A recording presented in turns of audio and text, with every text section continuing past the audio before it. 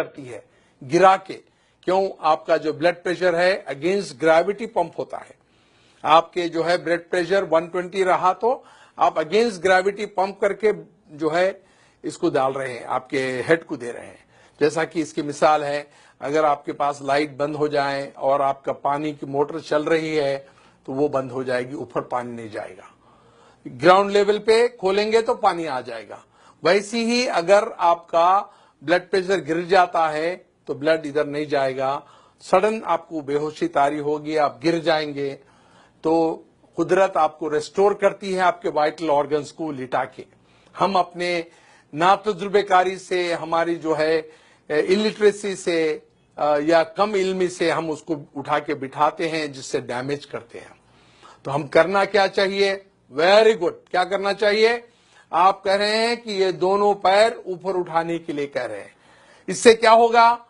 اس سے یہ ہوگا کہ جو بلڈ 2.5 لیٹرز ان کے لوور پارٹ میں ہیں وہ وائٹل آرگنز میں جائے گا اور یہ 2 منٹ کے اندر اٹھ کے بیٹھ جائیں گے.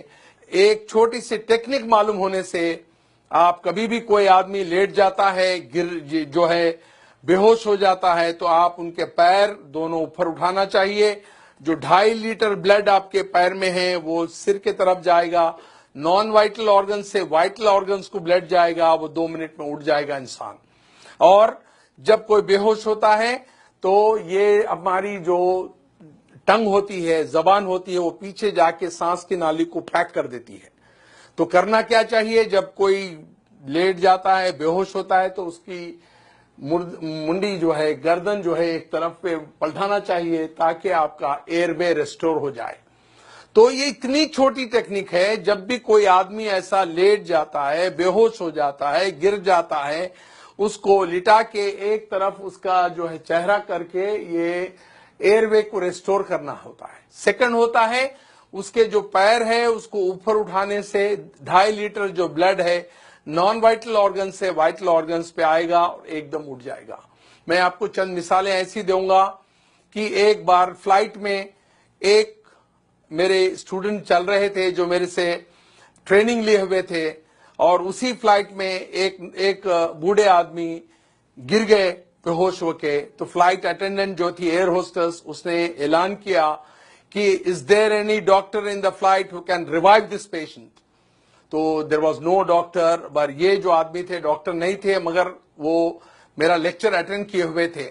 انہوں نے کہا کہ even though I am not a doctor I can revive this patient. اس نے اس کو الاؤ نہیں کیا.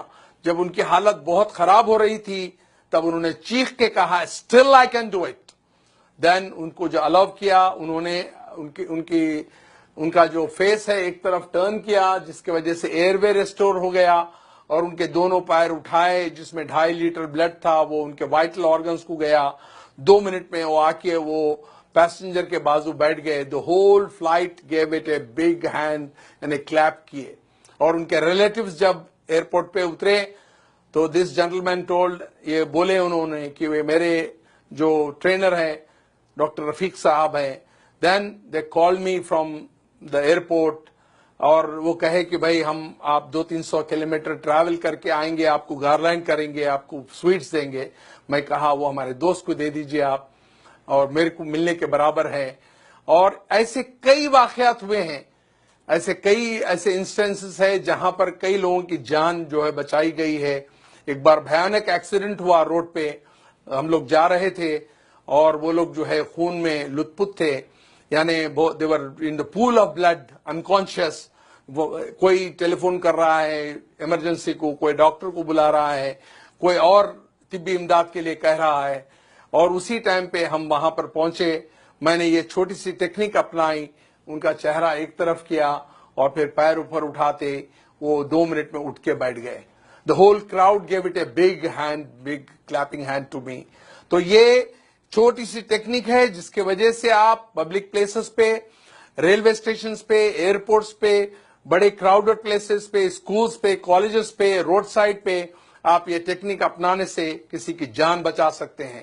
میں سمجھتا ہوں سامعین، آپ آج جو یہ بیوٹیفل آڈیٹوریم میں بیٹھے ہوئے ہیں، you got enlightened by this small technique, اور آپ آج ایک جان بچانے کے قابل ہو سکتے ہیں.